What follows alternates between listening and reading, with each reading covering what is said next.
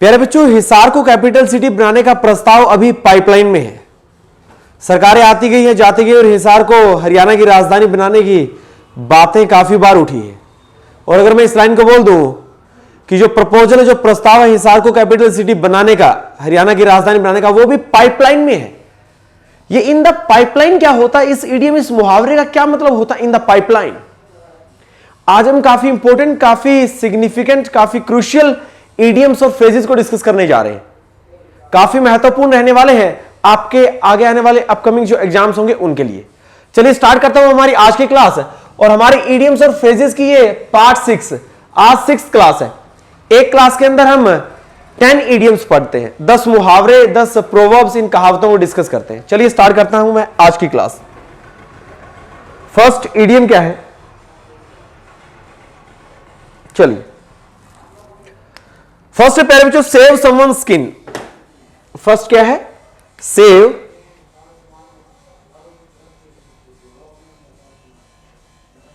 Someone's skin. Second है like RIP ripe plum, like अ ripe plum. Third प्यारे बच्चों,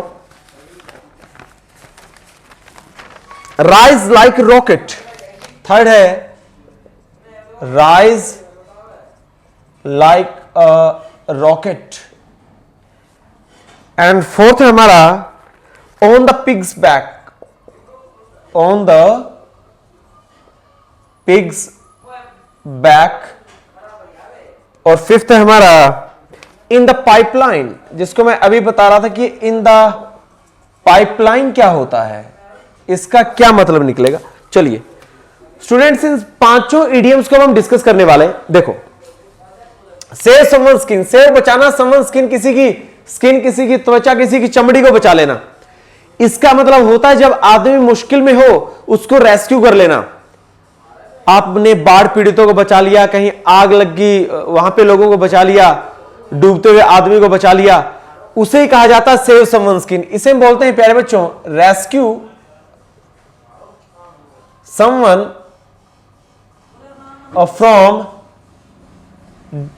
from a difficulty या फिर danger. Save someone from difficulty या फिर डेंजर, DANGER। किसी आदमी को किसी खतरे या किसी समस्या से बचा लेना, उसे कहा जाता है सेव समवन स्किन, कि आपने किसी आदमी की स्किन को बचा लिया। जैसे मैं कहूं they saved my skin by giving me financial and material assistance. Dear learners, dear students, मैंने आपके लिए एग्जाम्पल लिख दिया। इस उदाहरण से बात साफ हो जाएगी, क्लियर हो जाएगी। दे सेव्ड माई स्किन, उन्होंने मेरी स्किन को सेव कर लिया, उन्होंने मेरी चमड़ी, मेरी त्वचा, मेरी स्किन को बचा लिया। इसका मतलब क्या हुआ, उन्होंने मेरा साथ दिया, उन्होंने मुझे रेस्क्यू कर लिया। बाय गिविंग मी, मुझे देकर के क्या, financial and material assistance. Financial assistance को कहा जाता है वित्तीय सहायता, और मटेरियल असिस्टेंस को कहा जाता है कोई सामग्री, कोई वस्तु अवेलेबल करवा के।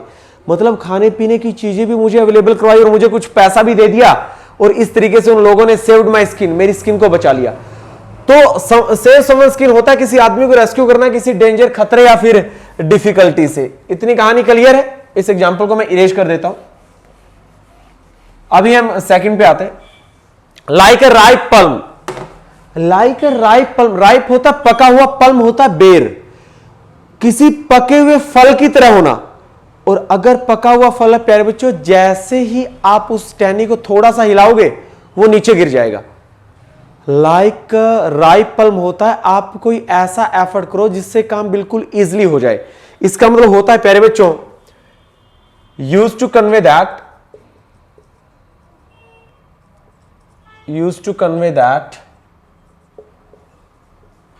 something, used to convey that something can be done, used to convey that something can be done with little or no efforts, with little or no efforts. Student, आप कोई ऐसा काम करो जिसे करने में बिल्कुल भी मतलब प्रयास नहीं करना पड़े, बहुत ही कम प्रयास करना पड़े। लिटिल एफर्ट्स का मतलब हो गया बहुत ही कम प्रयास, और नो एफर्ट का मतलब हो गया ना के बराबर। आप कोई ऐसा काम कर रहे हो जिसे करने में ना के बराबर ही एफर्ट करना पड़े, उस काम को बोलेंगे लाइक अ राइप पल्म, एक पके हुए पल्म, एक पके हुए फल या बेर की तरह होना। जैसे कि एग्जांपल लिखूं, getting a job in income tax department is just like a ripe plum for him। मैंने क्या लिखा, getting a job in income tax department, income tax department में एक नौकरी पाना, एक जॉब पाना, is just is like a ripe plum for him, यह एक पके हुए बेर की तरह उसके लिए, मतलब बिल्कुल ही एफर्ट नहीं करने पड़ेंगे उस बंदे को इनकम टैक्स डिपार्टमेंट में जॉब लेने के लिए। तो इनकम टैक्स डिपार्टमेंट में जॉब लेना उसके लिए किसकी तरह है, लाइक अ राइप पल्म, इसकी तरह है। ठीक है ना। तो इस तरीके से आप अपनी तरफ से एग्जांपल्स डेवलप कर सकते हो, बना सकते हो, और इनके अच्छे यूज को आप समझ सकते हो। मैं आ रहा हूं प्यारे बच्चों थर्ड पे, राइज लाइक अ रॉकेट, एक रॉकेट की तरह राइज होना, इसका मतलब होगा प्यारे बच्चों बढ़ना या उभरना। इसकी डेफिनेशन होगी राइज, इसकी डेफिनेशन होगी प्यारे बच्चों rise suddenly and dramatically, rise suddenly and dramatically. Dramatically का मतलब होता नाटकीय ढंग से, और सडनली होता अचानक। नाटकीय ढंग से और अचानक से राइज करना, एकदम से दुनियादारी में या फिर लोगों के बीच में पॉपुलर हो जाना, उसे कहते हैं राइज लाइक अ रॉकेट, कि ये तो एक रॉकेट की तरह राइज कर रहा है, बड़ी तेजी से उभर रहा है, बड़ी तेजी से बढ़ रहा है। जैसे मैं कहूं this young actor is rising, this young actor is rising like a rocket in Indian film industry, in Indian film industry। This young actor, ये जो young actor is rising like a rocket, ये rocket की तरह rise कर रहा है in Indian film industry, Bharat की जो भारतीय फिल्म इंडस्ट्री उसके अंदर। तो राइजिंग लाइक अ रॉकेट का मतलब यहां पे है तेजी से उभरना, तेजी से विकास होना। इट्स ओके, पक्की बात। चलिए प्यारे बच्चों फोर्थ पे आता हूं। फोर्थ है on the pig's back. Pig होता है सुअर, बैक होती है सुअर की बैक, और सुअर की बैक पे होना इसका मतलब होता है काफी आरामदायक और काफी ऐशो आराम की जिंदगी में होना, इन अ पोजिशन ऑफ कंफर्ट और लग्जरी और इजनेस। जब आदमी के पास बहुत ज्यादा सुख, बहुत ज्यादा पैसा आ जाए, उस टाइम हम बोल सकते हैं he is on the pig's back, वो पिग्स बैक पे है। ठीक है, सुअर की बैक पे है। ये लिखने में कुछ और है और इसका हिंदी में मतलब कुछ और निकलता है। तो प्यारे बच्चों ध्यान देना, अगर पेपर में पूछा जाए ऑन द पिग्स बैक तो ये क्या होता है, इन अ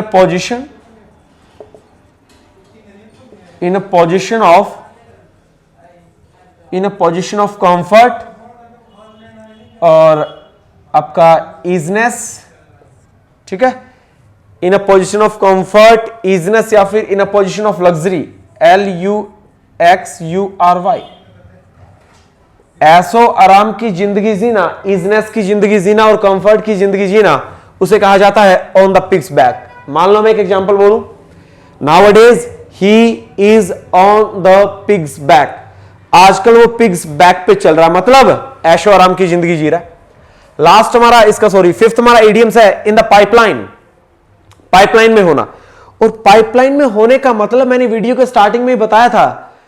जैसे इसका मतलब होता, स्टूडेंट पहले यहां पे मीनिंग लिख देता हूं, बीइंग प्लान्ड और DEVELOPD, बीइंग प्लान्ड या फिर being developed something, being planned या फिर बीइंग डेवलप्ड समथिंग, किसी चीज के ऊपर लगातार काम चलना, किसी चीज के ऊपर लगातार मंथन होना, किसी चीज के ऊपर लगातार योजनाएं बनना, प्लान बनना, उसी चीज को लेकर के एक मुहावरा बोला जाता है in the pipeline. Being plan मतलब जिसके ऊपर अभी योजना चल रही है, बीइंग डेवलप समथिंग जिसके ऊपर अभी विकास चल रहा है, काम चल रहा है, उसे इन द पाइपलाइन कहते हैं। अभी मैं यहां पे एग्जांपल लिख रहा हूं, the proposal of making Hisar the capital city of Haryana, the capital city of Haryana, the capital city of Haryana is in the pipeline, is in the pipeline। मैंने एक एग्जांपल लिखा, the proposal of making Hisar, Hisar को बनाने का प्रस्ताव, क्या प्रस्ताव, the proposal of making Hisar the capital city of Haryana, Bharat की राजधानी बनाने का जो प्रस्ताव है हिसार को, इज इन द पाइपलाइन, वो भी पाइपलाइन में है, उसके ऊपर अभी सरकारों के बीच में मंथन चल रहा है। हरियाणा सरकार विचार कर रही है कि हिसार को हरियाणा की राजधानी बनाया जाए या फिर किसी और सिटी को कैपिटल सिटी बनाया जाए। तो प्यारे बच्चे पांचों समझ में आ गए, पक्की बात। अब डियर स्टूडेंट मैं इन्हें इरेज कर रहा हूं, दोबारा से बता देता हूं। फर्स्ट था सेव समवन स्किन, किसी को मुश्किल से, डिफिकल्टी, डेंजर, खतरे से बचा लेना। लाइक अ राइट पल्म क्या होता है, किसी काम को करना बहुत ज्यादा आसान हो जाना, with little or no efforts. And rise like a rocket क्या था, राइज सडनली एंड ड्रामेटिकली, नाटकीय ढंग से उभरना, अचानक से उभर के सामने आना। फोर्थ था on the pig's back, in a position of comfort, easiness and luxury, ऐशो आराम की जिंदगी जीना। एंड डियर लर्नर्स फिफ्थ था हमारा इन द पाइपलाइन, और इन द पाइपलाइन होता किसी चीज के ऊपर लगातार मंथन होते रहना और विचार चलते रहना। इसका मैंने एग्जाम्पल लिखवाई दिया आपको। अब मैं आ रहा हूं सिक्स्थ पे। सिक्स्थ हमारा इडियम क्या है मैं लिख देता हूं, इन क्वीर स्ट्रीट। सिक्स्थ है इन QUEER, क्वीर, STREET, स्ट्रीट। इसका क्या मतलब होता है आपको बताना है। सेवंथ है a rolling stone, a rolling stone. Eighth है all at sea, all at sea.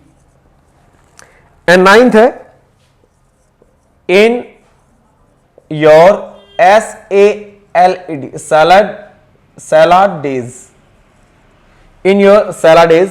And tenth हमारा है आज की क्लास का last idiom, rite of passage, RITE, rite of passage. इसका क्या मतलब होता है, और जो लास्ट मैंने टेंथ लिखा काफी इंपॉर्टेंट, बहुत बार कंपिटिटिव एग्जाम्स में पूछा गया हुआ आपका इडियम है, ये काफी बार पूछा गया एग्जाम्स में। चलिए स्टार्ट करते हैं हमारी क्लास। इन क्वीर स्ट्रीट क्या होता है, क्वीर का मतलब होता है अजीब विचित्र, स्ट्रीट होता है गली, किसी अजीब, किसी विचित्र, किसी अनजान गली में चले आना, इसका क्या मतलब होगा बताओ, क्या मतलब होगा क्वीर स्ट्रीट का। अनजान गली जिसे आप नहीं जानते, ये गलियां, ये चौबारा, यहां आना ना दोबारा, ये क्या कहानी है भाई क्वीर स्ट्रीट की। स्टूडेंट इसका मतलब होता है जब आदमी मुसीबत में आ जाए, प्रॉब्लम में आ जाए, और खास तौर से किसमें, डेब्ट, कर्जे में चला जाए। इसका मतलब मैं यहां पे लिख रहा हूं, इन ट्रबल, मुश्किल में होना, या फिर इन डिफिकल्टी, मुश्किल में होना, स्पेशली, विशेष तौर से, ठीक है, अंडर अ डेब्ट, DEBT। और डेब्ट का मतलब होता है कर्जा या फिर लोन। जब आदमी फाइनेंशियली वीक हो जाए, जब उसको फाइनेंशियल प्रॉब्लम आ जाए, वित्तीय समस्याएं आ जाए, और वो किसी कर्जे में डूब जाए, उसे कहा जाता है now he is in a queer street, आज वो बंदा एक क्वीर स्ट्रीट में है। बोले तो कर्जे के नीचे दबा हुआ है, या फिर फाइनेंशियल प्रॉब्लम्स को फेस कर रहा है, वित्तीय समस्याओं का सामना कर रहा है। इन ट्रबल या फिर in difficulty, specially under a डेब्ट, किसी कर्जा, किसी ऋण में होना। डेब्ट का मतलब कर्जा क्या होता है, ऋण होता है। सेवंथ है रोलिंग स्टोन, और रोलिंग स्टोन होता है लुढ़कता हुआ पत्थर जो एक जगह ना टिके, कभी किसी ऑर्गेनाइजेशन में, कभी किसी कंपनी में, कभी किसी इंस्टीट्यूट में, ठीक है ना। तो रोलिंग स्टोन होता है लुढ़कता हुआ पत्थर, और ये किसके लिए यूज किया जाएगा? जब कोई बंदा किसी एक जगह पे सेटल नहीं होता। When a person doesn't settle at one place, doesn't settle at one place for a long,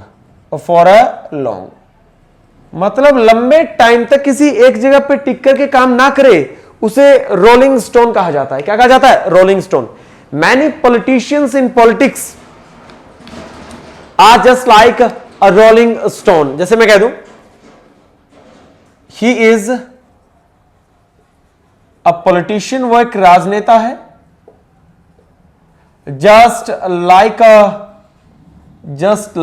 a rolling stone, just like a rolling stone, लुढ़कता हुआ पत्थर।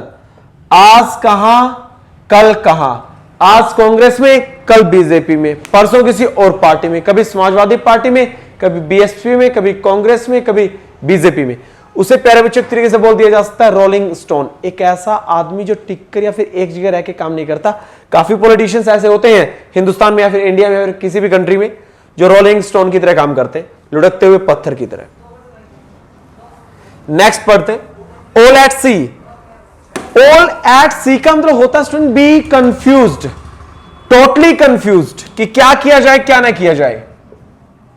टोटली कंफ्यूज्ड, ठीक है, बहुत ज्यादा कंफ्यूज हो जाना ऑल एट सी होता है। ऑल एट सी का मतलब होता है चारों तरफ समुंदर ही समुंदर। आपको अचानक से ऐसी जगह पे लाकर के छोड़ दिया जहां पे चारों तरफ पानी पानी है और आपको इस बात का पता नहीं चल रहा कि अब क्या किया जाए। टोटली कंफ्यूज, ठीक है, और ये डिसाइड ना कर पाना कि अब क्या करें हम, ठीक है, not to decide what to do, unable to decide, बल्कि मैं इसे ऐसे लिख देता हूं unable to decide, unable to decide what to do, what to do, किसी काम को करने में अयोग्य हो जाना, व्हाट टू डू, कि अब क्या किया जाए, ऐसा निर्णय न ले पाना कि अब क्या किया जाए क्या न किया जाए। आदमी बहुत ज्यादा कंफ्यूज हो गया, उसे मैं क्या कह दूंगा? ऑल एट सी, ठीक है। In your salad days, salad days क्या होते हैं? सलाद सुना आपने? सलाद, ये वही सलाद है। सलाद बोले तो कच्चा जिसे हम खाते हैं, डेज बोले तो दिन। स्टूडेंट, कच्ची उम्र में होना, ज्यादा किसी काम का एक्सपीरियंस न होना, उसे ही कहा जाता है इन द सलाद डेज। जैसे मैं कहूं, अगर इसकी डेफिनेशन लिखूं तो इसका मतलब होगा एन इनएक्सपीरियंस्ड पर्सन, ठीक है, सॉरी, एन इनएक्सपीरियंस पर्सन तो नहीं बोल सकते, मतलब एक ऐसा पीरियड जब आदमी इनएक्सपीरियंस रहता, बल्कि मुझे ऐसा लिखना चाहिए था। इसका मतलब होगा student when you are inexperienced, ठीक है, जब आप अनुभवहीन होते हो उस पीरियड को, ठीक है, when you are inexperienced in an period, किसी भी टाइम के दौरान, किसी भी वक्त के दौरान आप इनएक्सपीरियंस रहते हो किसी चीज को लेकर के, आपको उस चीज का जरा भी अनुभव नहीं है या फिर आपको उस चीज का ज्ञान नहीं है, उसे कहते हैं कच्ची उम्र। और इन योर सारा डेज होता है व्हेन यू आर इनएक्सपीरियंस, जब आप इनएक्सपीरियंस रहते हैं। Right of passage, right of passage की हिंदी होती है यादगार घटना, यादगार कोई वाकया जो आपको पूरी जिंदगी याद रहे। इसका मतलब होता है स्टूडेंट एन इवेंट, इसकी अगर मैं डेफिनेशन लिखूं, an event marking, an event marking, an event marking something special, an event marking something special in someone's life, in someone's life, किसी की जिंदगी में कोई ऐसी घटना जो उसकी जिंदगी में मार्क का मतलब निशान लगा दे, समथिंग स्पेशल, बहुत खास, कोई ऐसी घटना, कोई ऐसा वाकया होना जो किसी आदमी की जिंदगी में एक खास निशान छोड़ जाए, एक खास घटना छोड़ जाए जो उसे पूरी जिंदगी याद रहे, वो बड़ी यादगार हो। जैसे मैं कहूं लीडिंग अ कंट्री, एक एग्जांपल लिखता हूं प्यारे बच्चों, इससे आपको बिल्कुल अच्छे समझ आएगा। लीडिंग अ कंट्री या फिर लीडिंग अ स्टेट, किसी राज्य पे राज करना या फिर किसी देश पे राज करना, उसको लीड करना। लीडिंग अ कंट्री और state is a rite of passage for a politician और a leader, for a politician और अ लीडर, LEADER। मैंने लिखा लीडिंग अ कंट्री और अ स्टेट, किसी राज्य या फिर किसी देश के ऊपर राज करना, उसका नेतृत्व करना, is a rite of passage for a politician और अ लीडर। ये किसी भी राजनेता और किसी भी नेता के लिए एक राइट ऑफ पैसेज होती है, एक यादगार घटना होती है। आज नरेंद्र मोदी देश के प्रधानमंत्री हैं, वो अपनी उम्र के आखिरी पड़ाव में इस चीज को याद करेंगे कि मैं कभी गुजरात का मुख्यमंत्री हुआ करता था और कभी हिंदुस्तान का प्रधानमंत्री हुआ करता था। तो ये बातें नरेंद्र मोदी के लिए राइट ऑफ पैसेज रहेंगी, यादगार घटनाएं, कि 2014 में वो हिंदुस्तान के प्रधानमंत्री बने और 2014 से पहले वो गुजरात के मुख्यमंत्री हुआ करते थे। ये राइट ऑफ पैसेज होगा नरेंद्र मोदी के लिए, एक यादगार घटना। ओके प्यारे बच्चों, इसी के साथ मैं मेरी क्लास को यही क्विट कर रहा हूं। इस क्लास के अंदर मैंने आपको 10 इडियम्स करवाए हैं, ठीक है ना। इनको दोबारा से रिवाइज करवा देता हूं, बता देता हूं। इन क्वीर स्ट्रीट होता है ट्रबल, मुश्किल में होना, खासतौर से जब आदमी कर्जे में आ जाए। और रोलिंग स्टोन होता है एक ऐसा आदमी जो एक जगह सेटल नहीं होता, लुढ़कता हुआ पत्थर। ऑल एट सी होता है चारों तरफ समुंदर ही समुंदर, totally confused, unable to decide what to do, इस काम में अयोग्य हो जाना कि अब क्या किया जाए। इन योर साला डेज का मतलब होता आपकी कच्ची उम्र, जब आपको किसी काम का अनुभव नहीं होता, when you are inexperienced. And rite of passage होगा यादगार घटना। ये 10 इडियम्स मैंने आपको करवा दिए। प्यारे बच्चों, आपसे लास्ट में एक हम्बल रिक्वेस्ट है मेरी वीडियोस को ज्यादा से ज्यादा अपने फ्रेंड सर्कल में आप शेयर करें, पढ़ने वालों के पास, ठीक है, जो रट्टा नहीं लगाते और समझने की कोशिश करते हैं, उनके पास जरूर भेजें। प्यारे बच्चों, अगर आप हो तो मैं हूं, आप मेरा अच्छे से साथ दे रहे हैं, मुझे इतना अप्रिशिएट कर रहे हैं, तो मुझे लगता है कि आपके लिए बहुत अच्छी चीज बना करके पेश की जाए। आगे आने वाले दिनों में मैं आपसे यही उम्मीद रखता हूं कि आप मेरा इसी तरीके से साथ देंगे और इसी तरीके से सपोर्ट करेंगे और मुझे कोऑपरेट करेंगे और मेरा सहयोग करते रहेंगे, मेरी वीडियोस को शेयर करते रहेंगे। और प्यारे बच्चों, एक बात और है, बहुत अच्छे कमेंट करें। अगर आपको वीडियो अच्छी लगती है तो आप लाइक कमेंट जरूर करें और चैनल को ज्यादा से ज्यादा सब्सक्राइब करवाएं। Okay the students, thanks for watching this video. इस वीडियो को देखने के लिए आपका बहुत बहुत धन्यवाद। जय हिंद, जय भारत।